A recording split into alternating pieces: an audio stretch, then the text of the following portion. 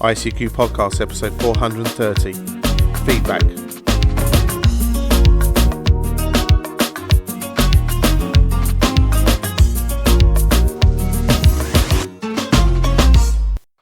Well, hello fellow Amateur Radio enthusiasts, and welcome to this our 430th episode of the ICQ Amateur Radio Podcast, supported in this episode by Fatal Derry, Mike 0 Sierra Foxtrot Delta, and our monthly and annual subscription donors. In this episode we join Martin M1MRB, Caryn KD2 Golf Uniform Tango, Edmund Mike 0 Mike November Golf, and Ed DD5 Lima Papa to discuss and generate thoughts about the latest amateur radio news. Myself, Colin M6BRY, rounds up the news in brief. And this episode, we look at your feedback over the coming weeks and give you, our answers to some of your questions. Well, as always, it's your very kind support that keeps your ICQ podcast producing away every fortnight for you, and paying their way in bills on the internet. But on top of that, Fatal Derry, Mike 0 Sierra Foxtrot Delta, took up our challenge to treat Mrs. B to a cup of tea and a treat while we're all in Dayton Hamvention. And we'll be sending that her way, Fatal. Thank you very much for supporting your ICQ podcast and for looking after Mrs. B in our absence. And he says he looks forward to seeing us in Xenia. We're actually finished off this recording before the show, but we actually bumped into Fatal in the airport in Cincinnati, and what a very fine gentleman he is too. So Fatal, thanks a lot for your support of the ICQ podcast, and your donations for our monthly subscription donors keep us on the air.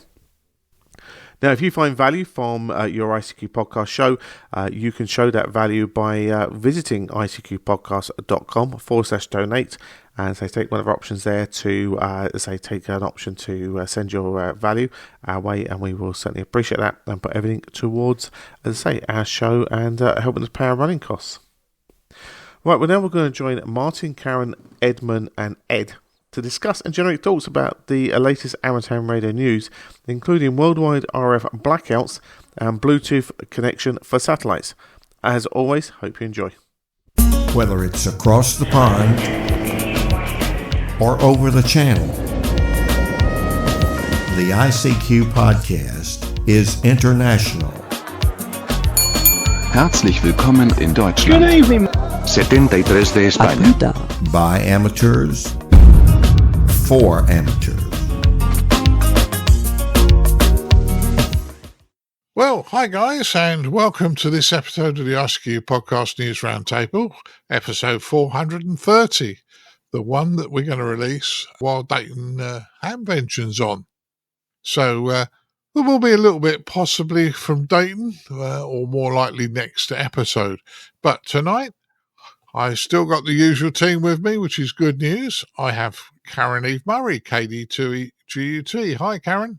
Good evening, Martin. Happily representing my side of the pond here, with Dan being absent. Good to see everyone. Yeah, good to have you. And I was going to mention Dan Romacek, KB6NU, unfortunately couldn't make it tonight. But I'm going to be with Dan later on in the week, so that'll be a good one. And I don't know if we'll actually do it, but Dan and I did talk about having a sit down and a record session between the two of us. I think that might be interesting if it comes off. Anyway, enough of that. Let's go over to Germany. We have Mr. Ed Durrant DD5LP. Yeah, good evening, Martin, and good evening, everybody. Yeah, good evening, Ed. And back here in the UK, on that south coast where it's always lovely, we have Mr. Edmund Spicer M0MNG. Hi, Edmund. Hello, Martin. Hello, everybody. Yeah, good to have you, mate. Good to have you on board. And as I say, I think it's going to be a fun exercise tonight. Not a lot of UK stories, guys, unfortunately. Doesn't seem to be many stories around because I think everybody's waiting until after Dayton before they announce things. Anyway, first news story is the historic solar storms produced worldwide HF radio blackouts. Certainly did, and in fairness, there was some great northern lights to be seen. I'm going to send it over to Caryn first. What do you think, Caryn? Thank you, Martin. Well, there's good news and there's bad news. The good news is that there have been northern lights to come out of this historic solar storm. The bad news is I haven't seen any. And I also don't have any HF. So for many of us, the HF bands are unplugged.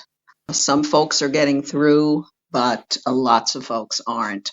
The eternally optimistic, from what I've heard anecdotally, they're still climbing their summits and they're still going into the parks and they're being hopeful. So optimism runs high. These storms, as everybody knows by now, nothing like this in more than 2 decades. Not quite a Carrington event, thank goodness, which caused a major meltdown of communications back in the 19th century, but a worry nonetheless, because our society now is so driven by technology. The concern here was with a series of geomagnetic storms of this power. You have navigation systems that could go wacko. You have GPS, satellites, concern for satellites. The ones in high orbit, scientists were expressing concern that they might have direct physical damage. The ones in lower orbit might actually not be in the same orbit afterward, according to some experts. Starlink, that big constellation, had some disruptions. The good news is if you happen to be aboard the ISS, that is safely inside the magnetosphere, so that didn't require any additional precautions. But I must say, this very, very historic and almost frightening storm has done wonders for social media, because people are getting on social media having, for lack of a better word, QSOs about how bad it is on the bands. Fortunately, we do want our HF back. We will be getting our HF back. 6 meters experienced some nice activity, which is wonderful. I'm going to be trying that myself. And then we'll be done. But apparently, it's this is today, May 14th. This is a Tuesday. We still have a little bit more time to emerge from this. Hopefully, by the time everybody is listening to this, we will be happy, back on the air, making our contacts and filling our logs again. We hope. Back to you, Martin. Yeah, we certainly do, Karen. And as you say, this is a very big one. And yeah, a lot going on. Now, without spoiling too much of what you've been up to, Edmund, I know you were out at the weekend. Did that affect your operating, and did you see any of the Northern Lights? Well, I'm in my mid-40s now, and I've lived in the same village on the south coast of England my entire life, and I had never seen the Northern Lights with the naked eye or indeed through a camera lens ever, and I just assumed I never would. But late on Friday evening, all these images, very pretty pictures, started appearing on social media. How many of them were raw images and how many of them had been enhanced by Photoshop, I wouldn't like to say. There were some photographs I saw where it looked like some people had taken, paint brushes and laid colour on thick onto the image. But I saw that on social media, and I then went and turned on my HF radio, and the lower HF bands were certainly very empty, but 10 meters had got a lot of signals on it. And normally with Aurora, they'll say to you, oh, you need to point your beam to the north. If the Aurora is very strong, you don't even need a beam necessarily. I was listening on 10 meters using my completely non-resonant 40-meter inverted V, and I could hear a station near Gatwick talking to a station in the north of England, neither of whom I would have heard under normal conditions on 10 metres, but I was hearing both of them via backscatter. And even though it gave their voices that very distinctive, breathy, gravelly type sound, on 10 metres, it was, I could still make out what they were saying. It wasn't so extreme that I couldn't hear the words. And there was also a lot of CW as well. So having heard that and having seen the photos, I suggested to my wife that we walk down to the local beach after midnight. And there's not much in the way of light pollution down there because I am in a semi-rural area. And within 30 seconds of arrival, the first thing we saw was a shooting star, because we'd just gone past the Etta Aquarids meteor shower. So if something like this happens again in the future, if you have the possibility to go out late at night and look at the sky, even if you don't end up seeing the Northern Lights, you could end up seeing something else, that's equally pretty or fascinating.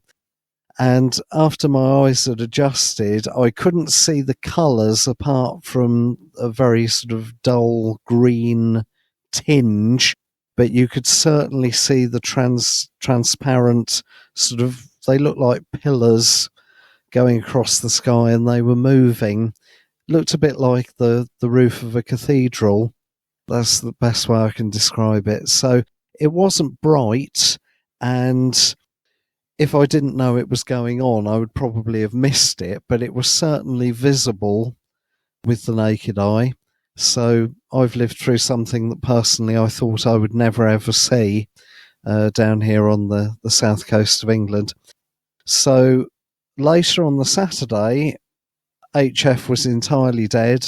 Adam G7CRQ, who lives up your way, Martin, he did a video on YouTube where he tuned across all the HF bands and it was as if the antenna were unplugged, and it was like that.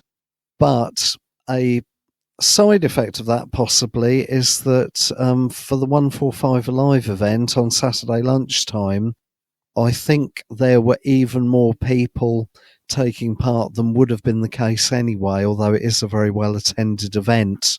I think there was a number of people who took part in that who ordinarily would have been on HF but had moved up to 2 metres simply because the HF bands were closed.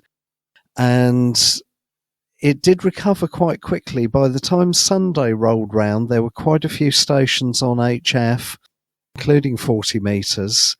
And I did hear a conversation, several conversations actually, where people independently of one another said that they thought potentially there might be even more people on HF, but a lot of people would have just assumed that because everything was dead on Saturday, the same would hold true on Sunday, which isn't necessarily the case. So that would be my final piece of advice. If something like this happens again, and we have massive solar storms, if it happens on a Friday, don't just assume that that will flatten HF for the whole weekend. Even if everything's dead on Saturday, then check on Sunday, just in case things have come back to life. Back to you, Martin. Yeah, interesting and also good advice, We often say, people say the bands are dead, but somebody has to put the first call out.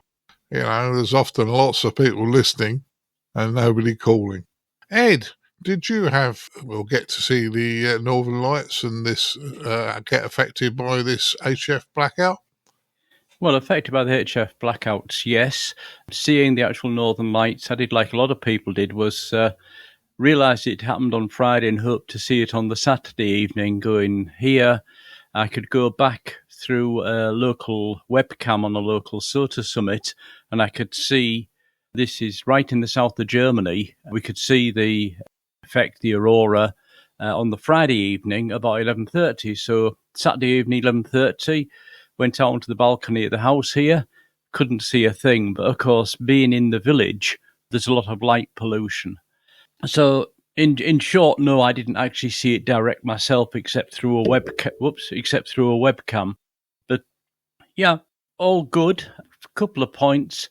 This kind of what we've seen is, a lot of people have said it is actually multiple Dillinger effects. What the Dillinger effect is that the ionization, because there's so much plasma and so many CMEs hitting the ionosphere, that the D and E layer, and the D layer is the one that absorbs radio signals, get really highly ionized, and that's why your signals are not getting up on HF through to the F layer to be bounced down further around the world.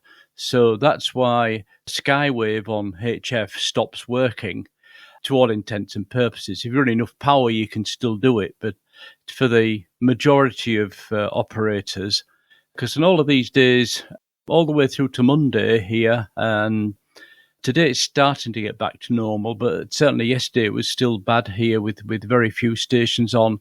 The only stations on the bands I could hear were people running lots of power either out of Italy or Russia, or also some Scandinavian stations that I know have major antenna systems and major amounts of power.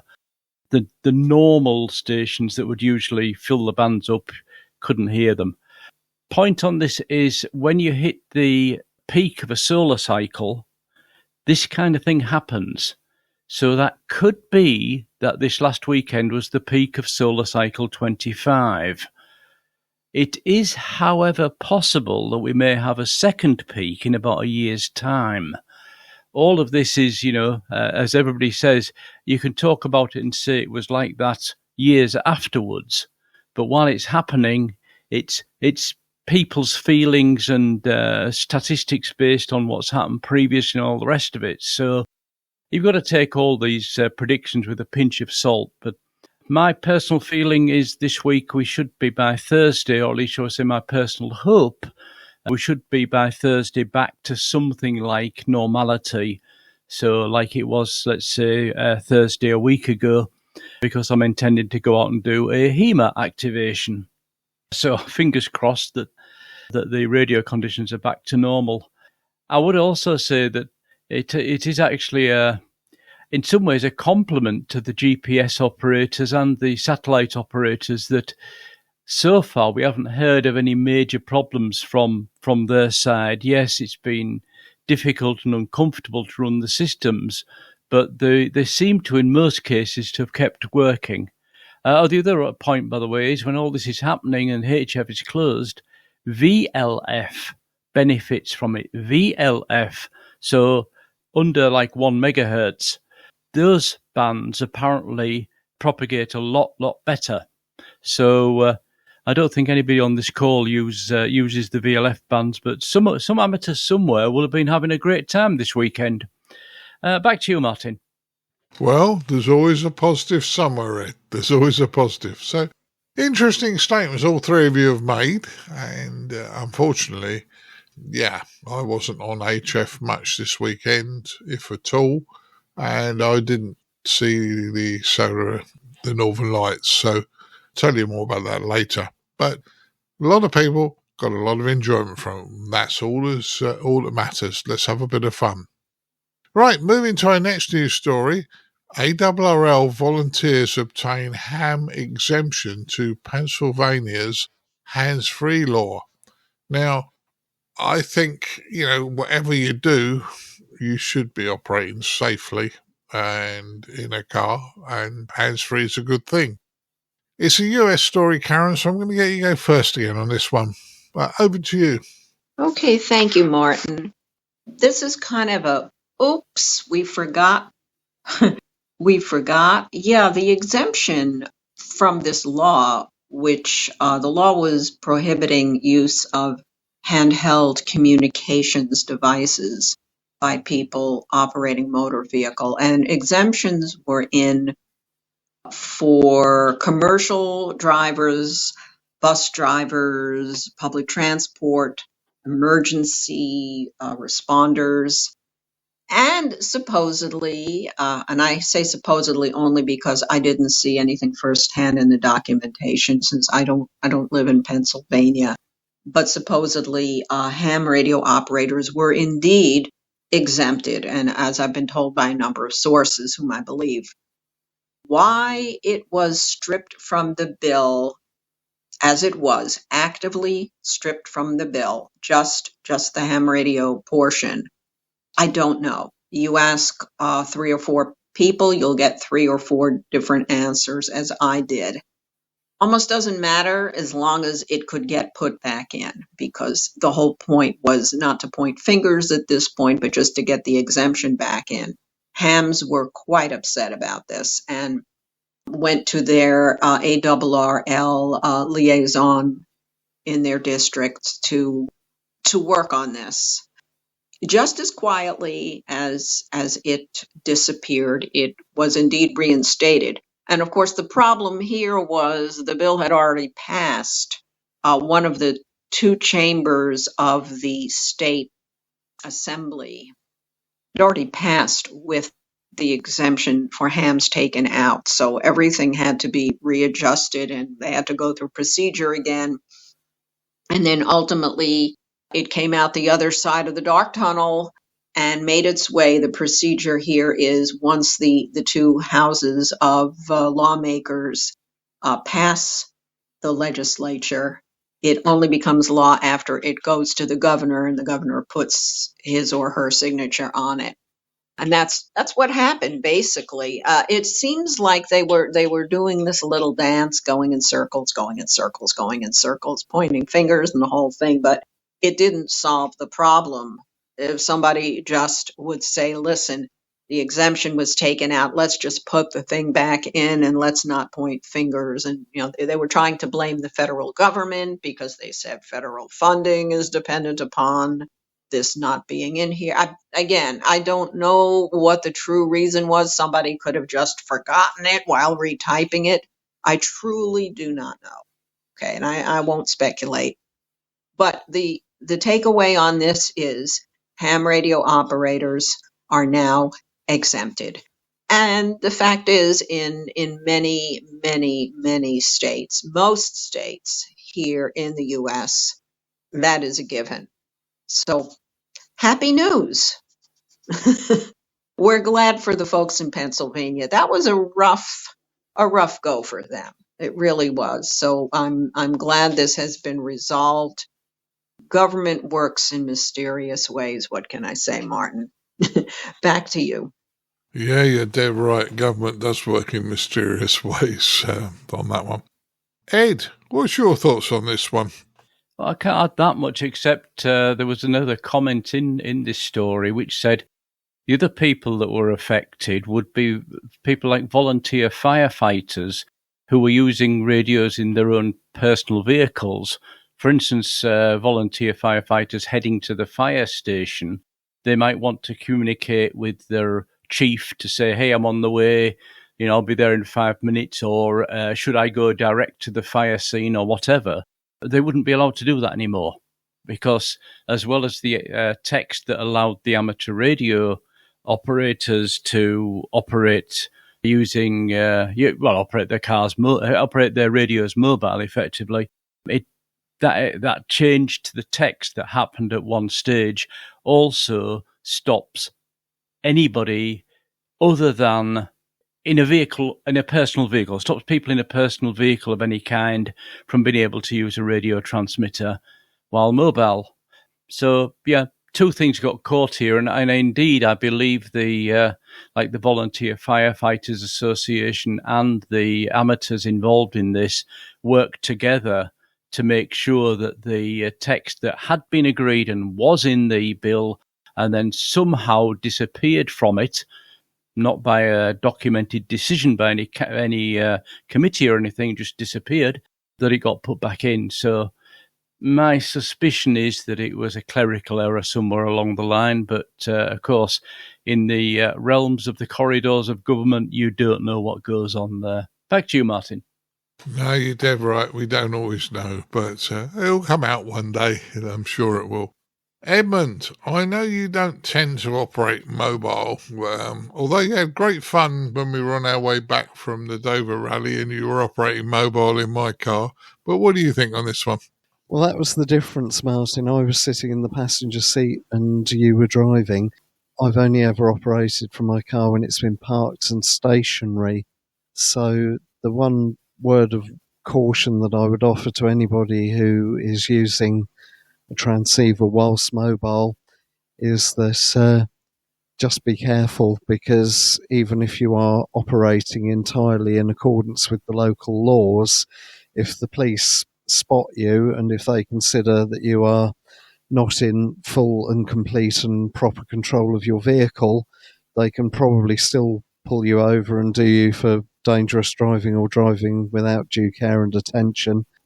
And if it ended up in court, then it's pretty obvious that the court are going to believe the warranted police officer witness who says, yes, this person was doing something wrong, rather than Joe layman public, who quite correctly could stand up in the witness box and say, no, I wasn't. Back to you, Martin. Yeah. What I say, the most important thing is safety. So I think we all agree on that one. And that's a good point, Edmund, on that one, certainly in the UK. Right, let's move to our next news story. It's not really an amateur radio story, but it's technology and it does involve radio. And the headline says, company announcement, Bluetooth connection to a satellite. Now, when I read this, I thought, you're having a laugh. Bluetooth to a satellite? Bluetooth is very, very short range. But we'll see how it goes. Edmund, I'm going to give you this one first. What's your thoughts on Bluetooth at 370 miles? Well, what frequency is Bluetooth on and what satellite was it? It didn't say, but Bluetooth, I believe, is up around about 2.4 gig. 2.3, 2.4 gig, yeah. Okay. So, unless this was a geostationary satellite, they would have had to have been using a dish that moved quite quickly, and it would have to have been quite a small dish. Otherwise, if it was a large dish to give you the gain, then tracking the satellite would be very difficult because the bore sight would be narrow. So I'm not entirely sure. I mean, this isn't my area of speciality, I freely admit, but I'm not entirely sure how this is even possible. So I would be intrigued to know more, Martin. Well, I left the URL to the news story. It was on the web, and it's just a very, very interesting story, I thought. I mean, we all want to push the boundaries of what's possible, and I suppose this is a real push the boundaries. Ed, what's your thoughts on it? Well, I think the reaction we got from Edmund is actually very illuminating, because that's exactly the reaction that this company got from a lot of scientists and technicians and universities saying, Bluetooth only works for 10 meters. This doesn't make sense. Well, first of all, the Bluetooth they're using, they've modified the chipset, or the code in the chipset. So, you know, they've increased the range anyway, probably increased the power as well. It was their own satellite, so whether it was geostationary, I doubt it, because that would make it a lot further out than 600 kilometers. So I guess it was a matter of they had a connection that worked for 5 minutes as the satellite went overhead. And this was a proof of concept in any case. So you'd more likely have something like this working with something similar to the Elon Musk satellites, where you've got, you know, hundreds of them going over all the time in different directions. You'd switch between them, my guess, anyway. But the point is that they've taken a technology that people literally thought that can't work, and they've changed it now. Whether they can do the same changes inside the devices that you'd normally use for Bluetooth and get them relaying through some satellite somewhere, I doubt it. I guess the devices would have to be built with this new new version of Bluetooth, if you like, this higher power version of Bluetooth. And when you put all that together, you basically then ask, why bother with Bluetooth? Why not just use Wi-Fi, which is 2.3, 2.4 gigs as well, or 5.6 or whatever. So, it's okay, they're saying Bluetooth because it uses less power than Wi-Fi, but, the powers they're probably running, it might not. So it's an interesting one. It's been a proof of concept demonstration from the company that calls themselves the Hubble Network. So I don't think they have anything to do with the orbiting satellite. I think it's just another name. But they've proved that it can be done. Whether this is a solution looking for a problem, I don't know. Back to you, Martin. Yeah, I like it as a concept or a proof it can be done. My concern would start thinking, as you and Edmund were talking, is if you live in a built-up area, it's bad enough being hammered to hell with all the Wi-Fi signals on 2.4 gigs without having Bluetooth that are even more powerful than the low-power ones now. So if you bumped up the power of Bluetooth, you'd have even more interference and more problems. So that would worry me a little bit. But as a proof of concept, great idea. Caryn, have we left you anything to say on this one? Yes. Thanks, Martin. This is indeed on the 2.4 gigahertz band. And this is a modification that was done on board the satellite. There are two satellites, actually, that it was able to connect to. This is a fairly new startup. I don't know how old it is, but Hubble Network, based in Seattle, hasn't been around for terribly long. And yeah, they accomplished something that everybody said could not be done. Well, guess where this is going? My favorite topic altogether now, everybody say it. Space junk. More space junk. Yes, folks, more space junk's coming at you. Hubble Network. Okay, and the operative word here is network. If this works with two satellites, it can work with many. And their goal is to create an Internet of Things network that allows for Bluetooth connections. So this wonderful accomplishment is the precursor to their hoped-for strategy of integrating Bluetooth wireless with more and more and more satellites for wider coverage. So stay tuned, hold on to your seats. It's coming at you. Back to you, Martin. Yeah. I suppose at some point in time, we're going to be doing this story of there ain't any more room to put... we ain't any more room to put any more satellites up there, aren't we? I just don't know. But yeah, it's technology I like. The final goal, I'm not sure I do, if I'm being honest about it. Right, moving to our last news story. A little bit of a short episode today because of travelling and getting it produced for you for the weekend. I'm going to get you to go first on this, Caryn, because you're our only Morse code operator tonight.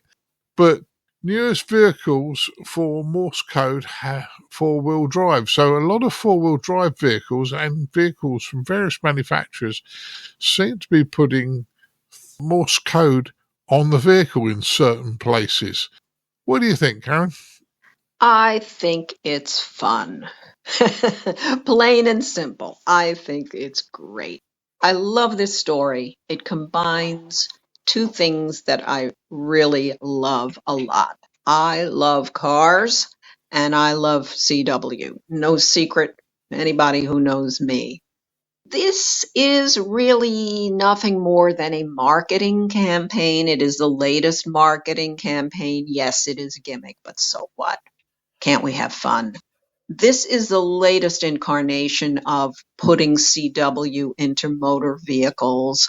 Some years ago, there was a Jeep that had Morse code on one of the footrests inside for the driver.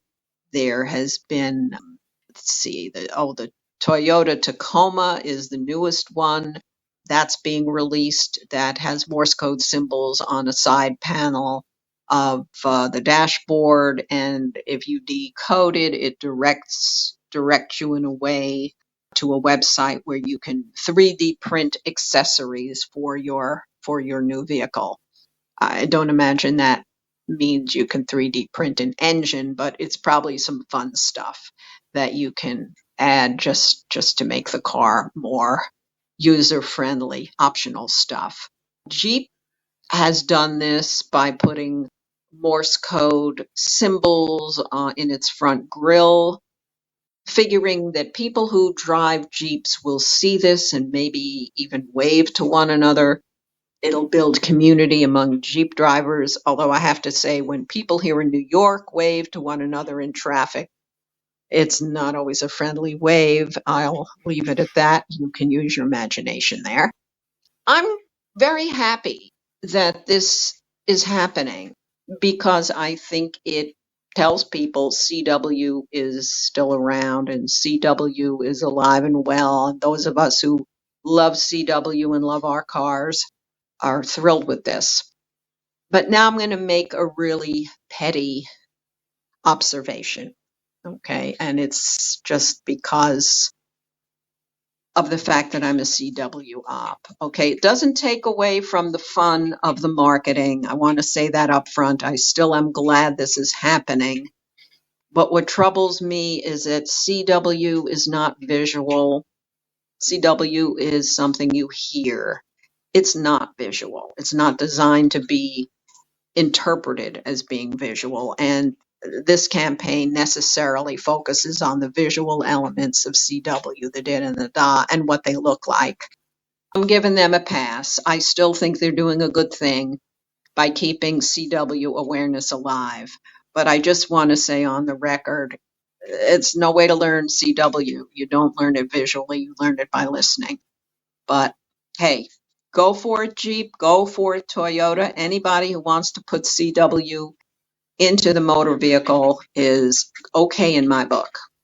Back to you, Martin. Yeah, here where you're coming from. And it is a bit of fun, as you say.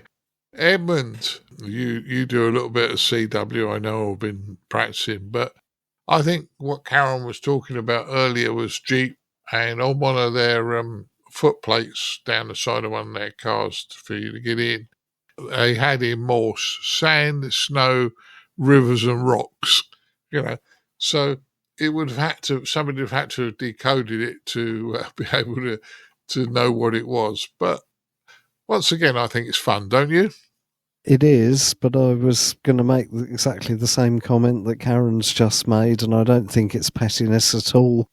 As Caryn rightly says, it's Morse code is something that you hear rather than something that you see. But yes, it's fun, but not much beyond that, really. Well, yeah, but life should be fun. Ed, last words on this one?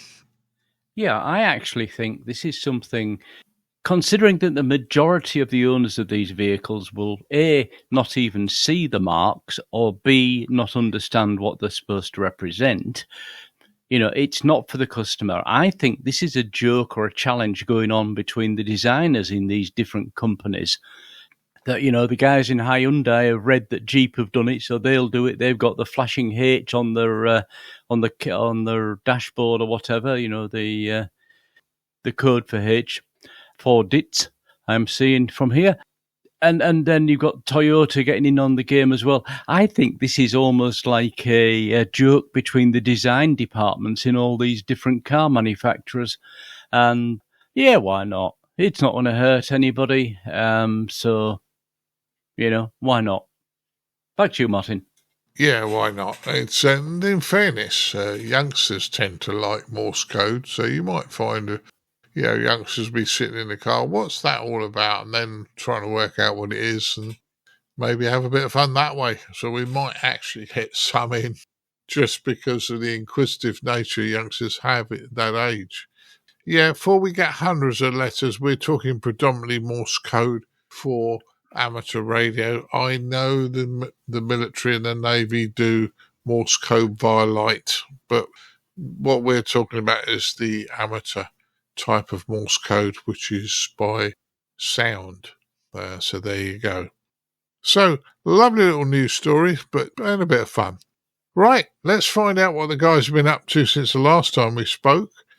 And Caryn, you're going first a lot at the moment, but we always go ladies first on what you've been up to. So, over to you.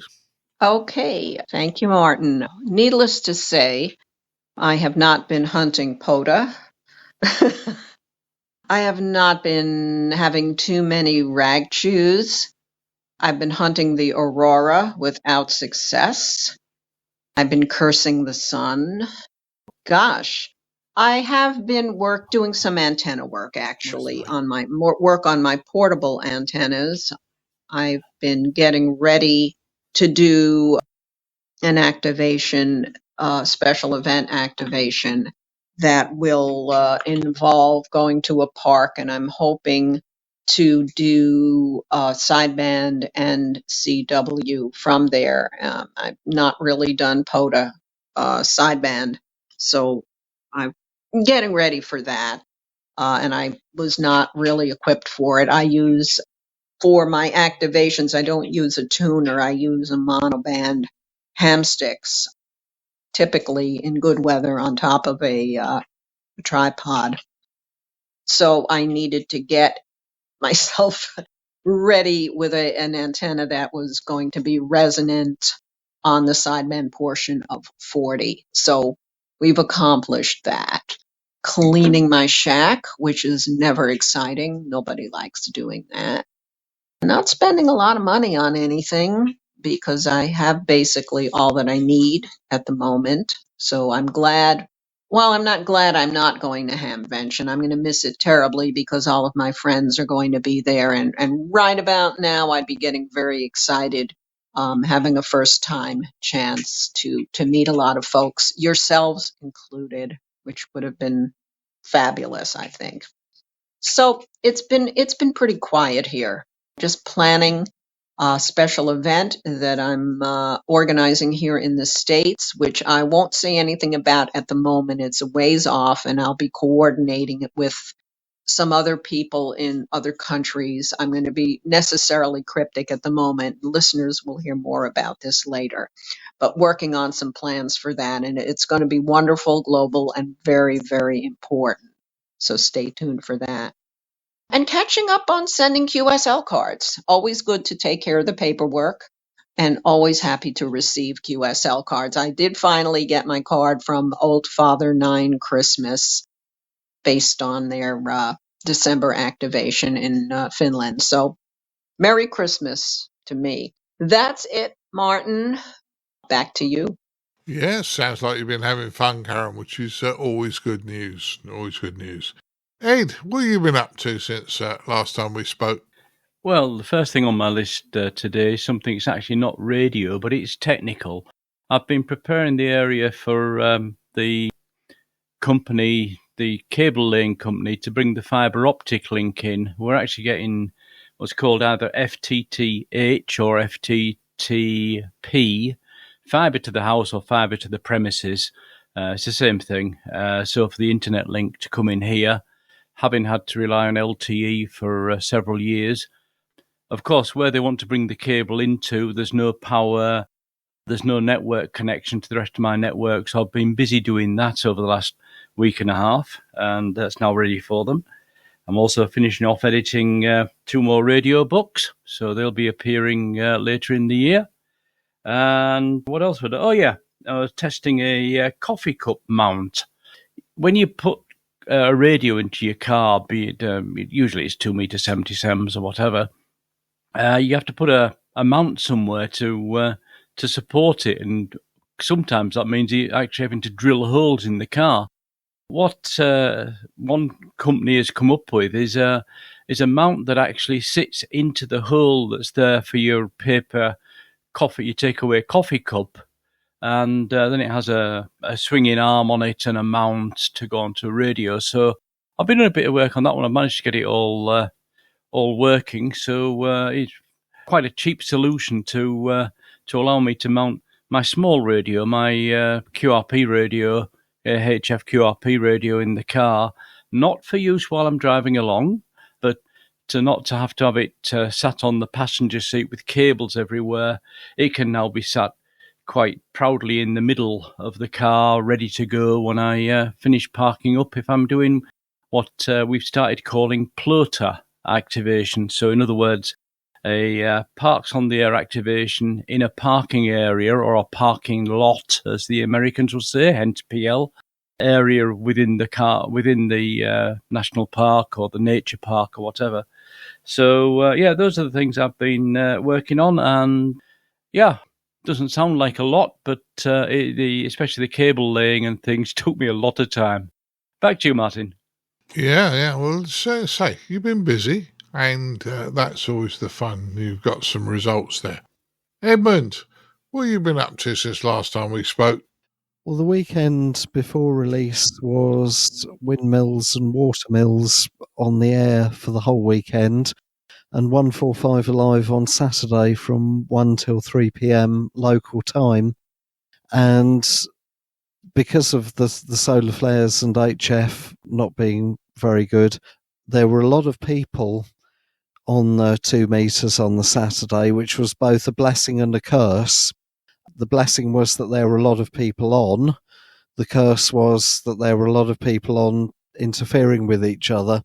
I think I heard the phrase, "this frequency is in use, please QSY," far more often than I have for a long time. And just as an example, there was a windmill not too far away from here that was on 2 meters that probably wouldn't have been if HF had been working. And they sat on a frequency for several hours. And I think the frequency they were on had been allocated in the plan for 145 Alive. So there was a bit of interference going on here and there. Don't forget, of course, if you ever want to do FM on 2 meters and the FM section of the band is very crowded, there is the all modes section as well between 144.5 and 144.8, which is not officially channelized as such by virtue of being all modes, but you can use FM there, assuming you don't interfere with anybody else, of course. And there is a band plan available on the RSGB website if you wanted to make sure that you weren't interfering with any specialist users. So that was Saturday. My local club activated the local windmill on Sunday only, which was quite a good day to do it because HF was waking up again by Sunday. And as I mentioned earlier, I heard about 2 or 3 stations we worked independently of each other all say words to the effect that they thought that there could have been even more people on HF on the Sunday, but a lot of people just saw how dead the band was on Saturday and off the back of that wrote off the whole weekend in their minds, when in actual fact, if they'd actually switched the radio on Sunday, they would have discovered that things weren't quite as bad as they thought they were going to be. So it was pretty successful overall. We had 1 or 2 little technical hitches. We had a mains extension lead that wasn't working for whatever the reason was. And initially we thought we didn't have any mains electricity in the windmill, when in fact we did. The problem lay with the extension lead. The club had bought a 100 amp hour LifePo 4 battery recently for the 2 meter station, and that went flat a lot sooner than it should have done, I think. And we also managed to get the ropes in a massive knot and tangle when putting up one of the masts. That wasn't anything that we did wrong on Sunday. It was when the mast had last been used. When the ropes were put away, they were put away in perhaps not quite as an organised a way as they should have been. So I'm saying all of this not to, moan or criticise anybody, but if you're going out into the field to do an event like Mills on the Air, it's worth checking up front that you haven't got a blown fuse, that your extension lead works, that you genuinely have fully charged your battery rather than just thinking you have, that if you're taking ropes that they're nicely laid out and not all tangled up together, all that kind of stuff. I know it sounds obvious saying it here, but we probably lost about half an hour untying 3 sets of rope from each other. They were in such a tangled knot, it seemed to take forever to separate them out. So that was last weekend. This coming weekend, I will be no doubt watching live streams on YouTube from Dayton, and I'll be with you all in spirit, if indeed not in body. But apart from that, that's pretty much it. I don't think there's anything else on my amateur radio calendar until we're well into June, Martin. Back to you. Yeah, well, it sounds good. And I'm getting fairly well booked all the way through like you. Right, well, I didn't get as much amateur radio done over the last couple of weeks. The reason being is for the last couple of weekends, Colin's been over. Once when he came over, and I might mention this on the last episode, he came over to see his football team, and they were in the semi-finals. And they got a good spanking. They lost 4-0. But he'd already booked the tickets believing they were going to get into the final. So he came over the weekend after last weekend. And he brought my grandson over, which is always good fun. Connor, now he's grown up. He's quite an intelligent young man. In fact, he's just got his degree, so I'm pleased for him on that one. So we had a fair chat about various things. Finished the last of 8 sessions of Smart Radio at the library. Now just got to do the analysis work on it, but we've done 8 sessions at the library, and I think, I've learnt something from it. 145 Alive, yes, I went out with the boys. A couple of the guys at the club wanted to put the club call sign on the air, being a special event station. They needed a full licensee, so I went out and helped them on that. And the 145 Alive, yes, the guys allocated frequencies. Oh, you'll find this club on this, or this group on this frequency, this on that. It doesn't work, guys, because, if somebody grabs a frequency and sits on that frequency and you think you're going to use it, you can't turf them off. It's their frequency. That's what happened to Sutton and Cheam. So they end up going up and down the band and not working with other people rather than being on a frequency that they were allocated in the thing. Done a chat on the talk, couple of chats on the talk group, which are always fun. Operating from the car as normal. And no, I didn't get to see the Northern Lights, in fairness. Yeah, I could say a lot more about that, but it didn't happen for me on Saturday night. And last but not least, I'm on my way to Dayton tomorrow. So I record this. Looks like I'll probably be editing at the airport and maybe on the plane coming over. But hopefully we'll be in Dayton for Friday and Saturday before this episode goes out. So sorry, guys. I've tried to give as much notice as possible. So that's what I've been up to. So all's left for me to do now is thank the team for joining me, and we'll move on to the next part of the podcast. I'd like to thank Caryn Eve Murray KD2GUT. Thank you, Martin. Let me wish you safe travels. Have a lot of fun. Say hi to all your friends if you can. You have many, many friends.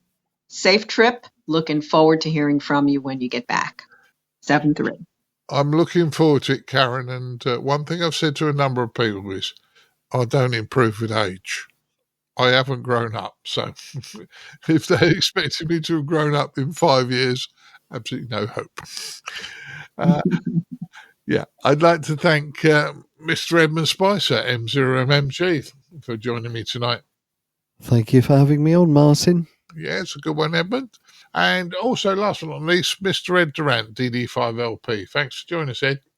Yeah, thanks. I also want to say safe travels, not only to you and the ICQ guys, but of course everybody who's travelling to Xenia. However, of course, just realise this message is going to go out after everybody's finished. So we'll say safe travels getting home from Xenia.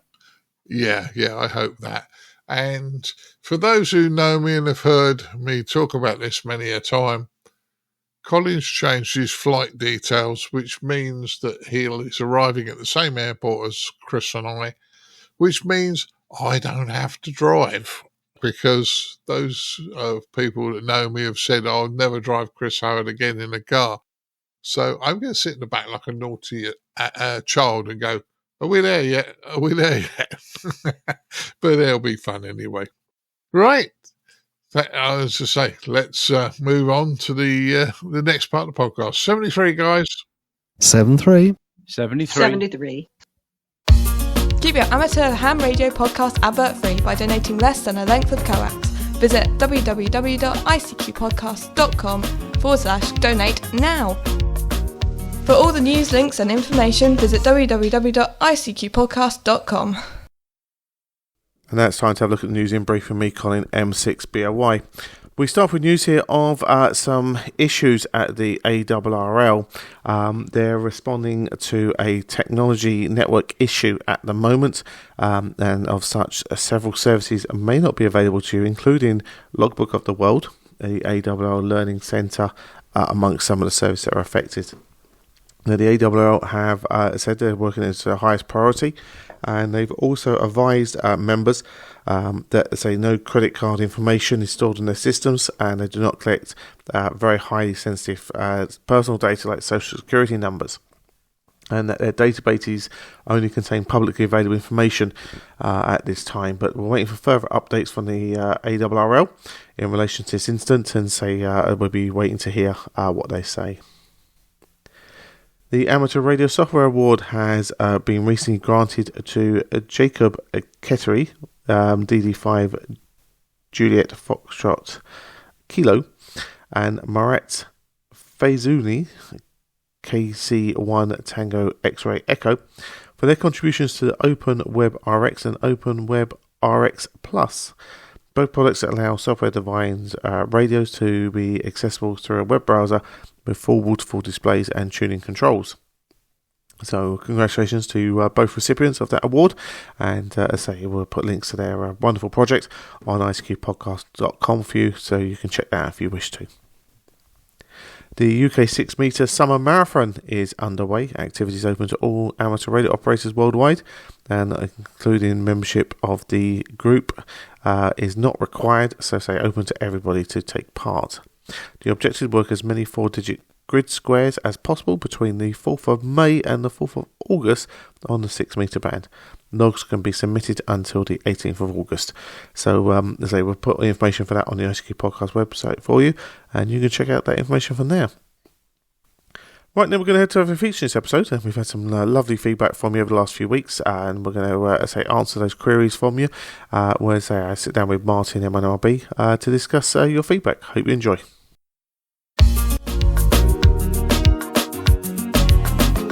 And now what you've all been waiting for, this episode's feature from the ICQ podcast.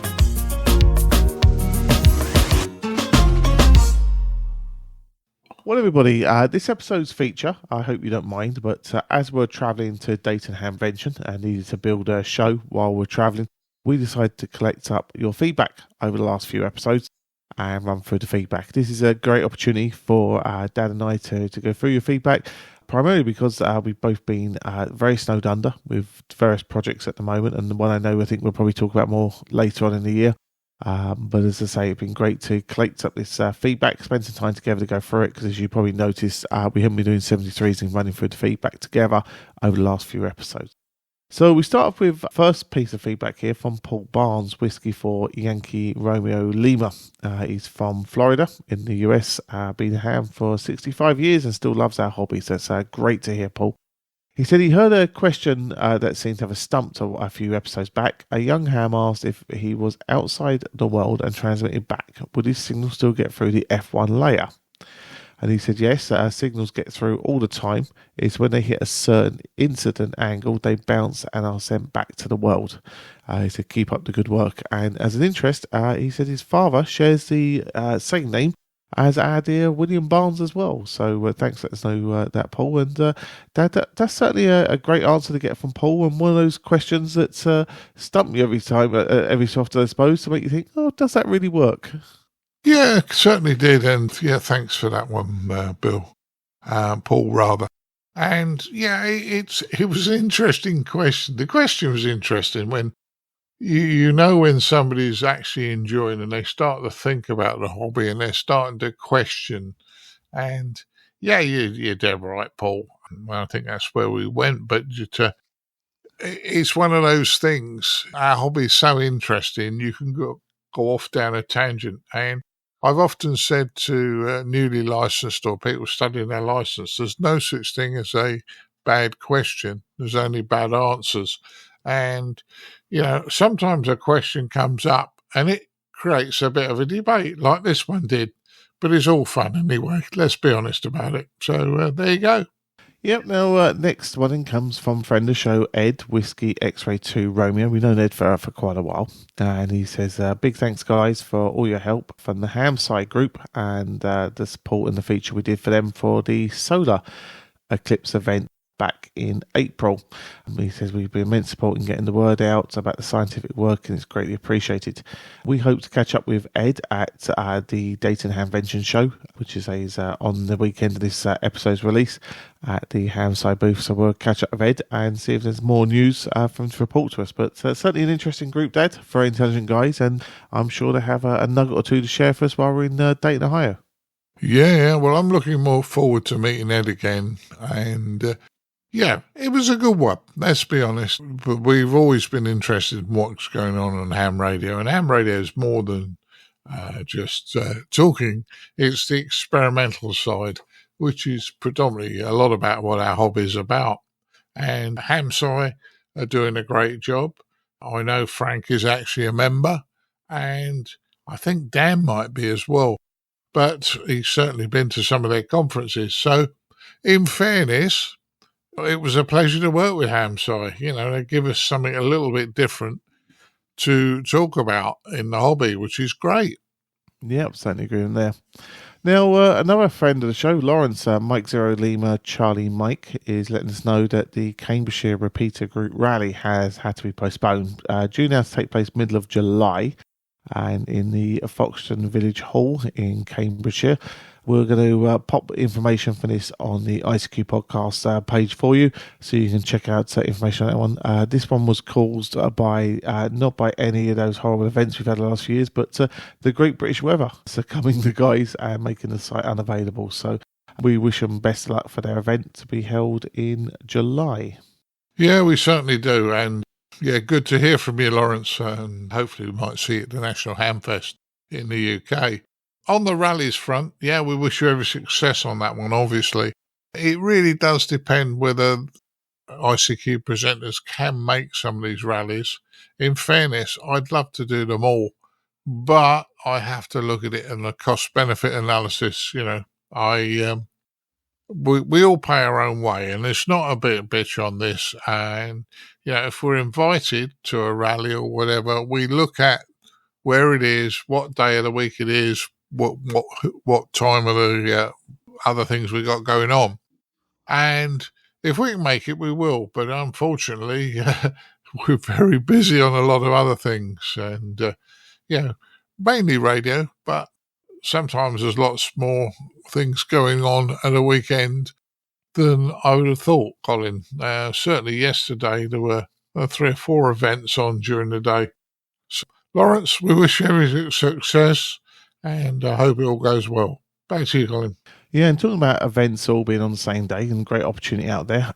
So we keep mentioning about Dayton Handsfree going on the weekend of the 18th and 19th of May. But if you're in the UK or around the South Coast, or can reach the South Coast, maybe say from France, etc., the Paul Amateur Radio Society are participating in the RNLI 200th anniversary celebrations. So that's the Royal Navy Lifeboat Institute celebrations there. So they're going to have a special event call sign, hoping for a massive day out. There's a huge open air event on at Paul Key. And as I say, it's going to be their biggest event they've ever taken part in. So they were going to put amateur radio forward in its best light and hoping to recruit some hams to the hobby, and maybe pinch a few from the boating community as well. So I'm sure Charles and the team at Paul Radio Society will be doing their best to promote what we do. Listen out for the group call sign G4 Papa Romeo Sierra. G4 Papa Romeo Sierra, as I say, and if you're, as I say, not heading stateside for that weekend, certainly keep an ear out from there. I say the last day event is the day we release, but we're, as I say, be great to hear from the guys there. And guys, send us in a bit of a report if you can do a bit of a record on it, or maybe set up a chat with you afterwards to learn what you do. It's one of the things we're very passionate about at the moment, is about thinking about ways that we can promote the hobby, and would love to know more about how you guys achieve or what you achieve in that event. So it'd be great to hear more from Dad, wouldn't it? Yeah, certainly would, guys. And this SOS for the lifeboat service, we talked about it on the podcast the other week, is a very, very important thing to do. And it's good publicity to the hobby. So good on you. And let me wish you every success. Yeah, exactly. And certainly I'd be interested to know, say, about that event there, because I'm working on something at the moment about how we promote our hobby to people and get them more involved, etc. And would love to have your feedback there for something I'm working on. So we'll reach out to each other and get that set up. Tim Bowman, Mike Zero Uniform Romeo X-Ray gives us a shout, and we were talking about QSL cards a couple of episodes back, and about the importance of them. And he says that he's a QSL manager with many worldwide DX positions and DX in remote locations, and the QSL is still an extremely important part of the amateur radio hobby. And to give us some perspective on how many letters he's received, he currently have 8,500 direct QSL cards that he's working through on the online QSL request system. So certainly shows the importance of the QSL and the QSL cards, etc., and those making those direct contacts, and obviously how important they are to our hobby. I suppose even with things like rising postal costs and things along those lines, it is still something that people are very passionate about using and collecting. Yeah. Well, I'll just say, Colin, I sounded on the podcast so I was against QSL cards. In fairness, I don't do QSL cards. Most of the time I'm on 2 meters or 70 SEM, so I don't tend to send QSL cards. However, I know a lot of people do, and I don't knock anybody for wanting to do it. I think that also in Tim's email to us, he highlights the raising costs of running a bureau on one thing or another, and unfortunately, I think possibly, Tim, possibly not, at some point in time it will go predominantly electronic QSL cards. I know we've already got a number of electronic QSL card bureaus out there, but it's just a shame. I remember when Sutton and Cheam used to send out a newsletter in the post to members, or you could have it sent to you via email. And those who had it by email when I first joined were very, very few. Towards the end, we had to say to people, look, sending you out a posted, printed newsletter every month costs more than your membership by the time you added postage and material costs. So I think we're in an awkward situation here that, I think QSL cards, yes, they're nice to get, they're nice in your hand, all those sort of things. I do worry about the cost of everything going through the roof, though, and maybe it won't last forever, but let's hope it lasts for much, much longer. And thanks for Tim for telling us that. Yeah, my thought is the fact, I think it's one of these things that, I mean, they can be very beautiful and they can be very impressive to look at. I think it's something we yearn back to maybe from childhood. I mean, you think of collecting cigarette cards, baseball cards, football stickers, etc. I think that's that thing we go back to childhood with, like, it gives us a lovely, warm, beautiful feeling. if you like, from having the cards. And it would be a shame if they disappeared, as you said. But I do think maybe there might need to be a slightly different way of doing things to offset the cost implication of it. And I suppose in essence the work that's involved in speed up the process. So I suppose, as you say, is there a way it becomes some sort of digitized, but you could print off your own at home and make the printing back at the house location, or as it goes from there? But I think the best thing is that it's great to know the fact that even though mail has dropped in such volumes over the years, that amateurs are still using a system that in place to confirm these contacts. And say if you've got 8,500 that are currently being worked for at the moment, I think that sort of gives us a great indication of the fact that part of our hobby is still quite vibrant. So fair play to us for keeping that going. Yeah, well, in this house, anything that comes in via the Royal Mail, I jokingly refer to it as hate mail. I say to Mrs. B, the hate mail's arrived, because it's usually junk mail or bills. But obviously, getting QSL cards through the bureau via post would be the exception rather than the rule. And I can imagine people get quite excited about getting them. So that's my 2 pence, Colin. Yeah, I think it brings you back to a day, when post was exciting. Where it wasn't all bills and junk mail. When you did open up post and all of a sudden there was a nice letter or a packet. Or remember the days, when you'd order something on eBay and it'd take you 6 or 8 weeks for it to come, and then all of a sudden you went down and went, oh, I forgot I ordered that. Isn't that lovely? Sort of thing. I think it brings you back to those lovely warm moments, and maybe sometimes it's nice to keep those things going and to realise that it might be worth a few extra pennies, and to keep those lovely moments going, because it brings joy along the way. Right, next one here. David contacted us on our YouTube channel, and we were referring to the combat how many UK radio hams there are. David brings out a very valid point here, that with new regulations, etc., come into place, potentially later on this year, where it's a single call sign license level sort of per person, that maybe we might finally get a reflection of how many hams there are in the UK. And I think this is a question that a lot of people ask when we talk about, is the hobby growing, dying, what do we do, etc. sort of thing. And I know our colleague Frank Howell, Kilo 4 Foxtrot Mike Hotel, talks a lot about the statistical information, about understanding the statistics, and it can be quite difficult with, I suppose, the UK numbers and the way the UK are licensed to find out that sort of data. And I think it will help us as we start to explore the idea of how we grow the hobby, or where the hobby really is. This could be very vital information to us to understand, so we can look at ways of moving forward. Yeah. Well, the other thing is, and I know there's quite a few hams I've spoken to, are a bit upset that they're going to have their all their call signs trimmed down to 1. Now, okay, I'm sorry, guys. I think you should have 1. I have 2 call signs assigned to me at the moment. 1 in the UK, 1 in the US. The 1 in the US, I wouldn't like to lose it, but in fairness, I could operate with my full license in the States for up to 3 months anyway. But in fairness, because I respect what's going on over there, I managed to get a license for the States. Quite happy to do that. Can't use it anywhere other than when I'm on the US soil.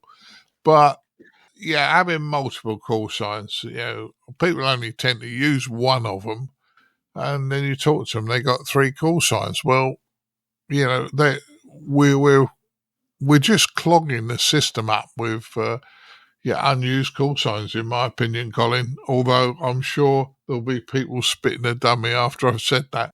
Back to you.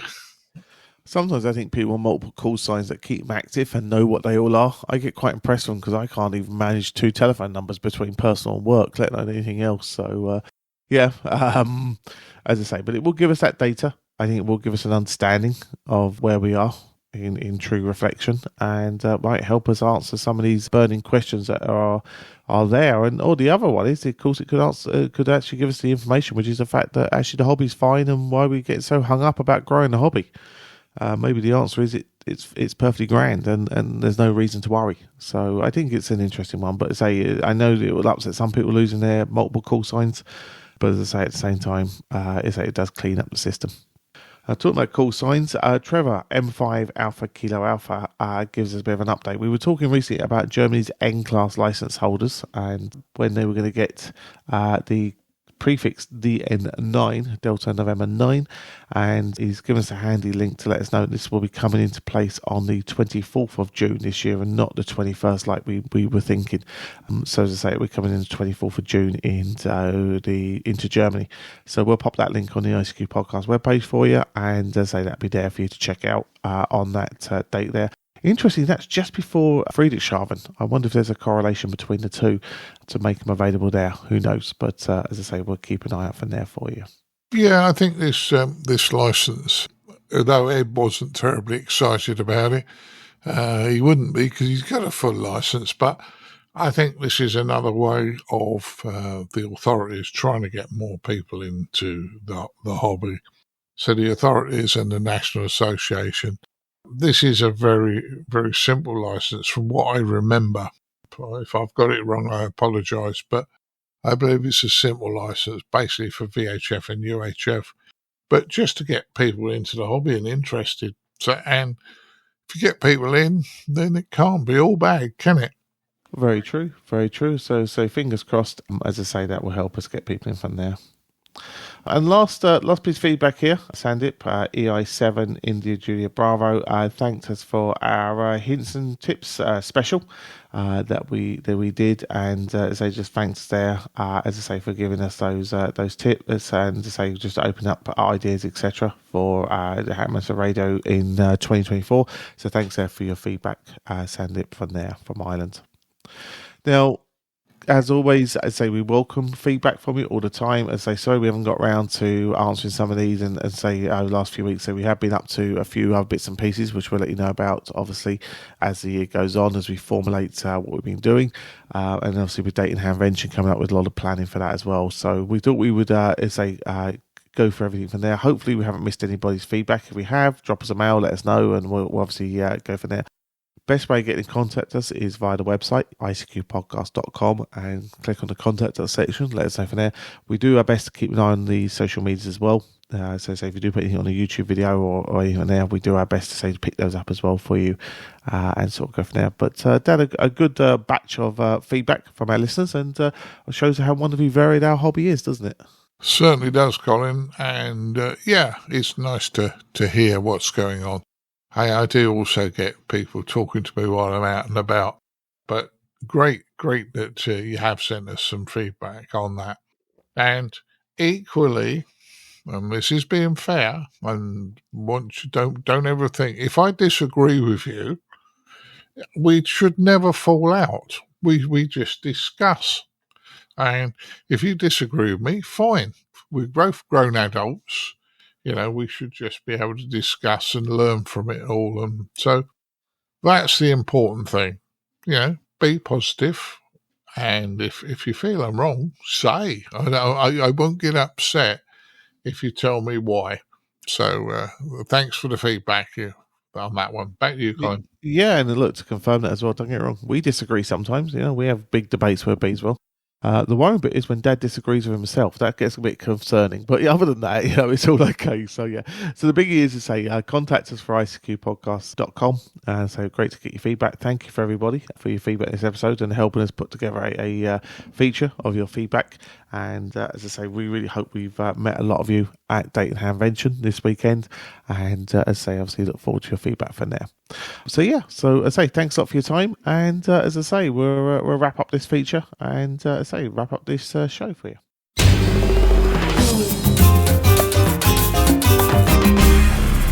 The ICQ Amateur Ham Radio Podcast, serving the amateur ham radio community fortnightly since 2008. Well, everybody, I really hope you enjoyed our feature there, or to say discussing some of the feedback we've received from you over the last weeks. So we've not been maybe as timely as those feedbacks. We've been tied up on a few bits and pieces, which we'll let you know more about over the next few weeks, working on some ideas, etc., to help our wonderful hobby. And talk about helping out and helping our hobby, we'd like to thank Fatal Derry, Mike 0 Sierra Foxtrot Delta, and our monthly subscription donors for, supporting our work here at the ICQ podcast. And you can get involved and show your support for the value you receive from your podcast by visiting icqpodcast.com/donate. Of course, I'd like to thank Caryn, KD2 Golf Uniform Tango, Edmund, Mike 0, Mike November Golf, and Ed DD5 Lima Papa, who joined Martin M1MRB for the News Roundtable. So many thanks to you guys for taking part there. Now, as mentioned, it's Data and Handvention Week. We're here in Dayton, Ohio at the moment. Looking for the great news stories and interviews, etc., to bring to you your flavour of the show if you weren't able to make the show.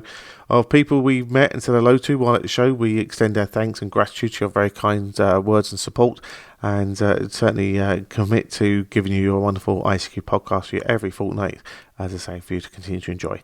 So thanks as always for your wonderful support, and we'll catch you again in a fortnight's time. 73 so.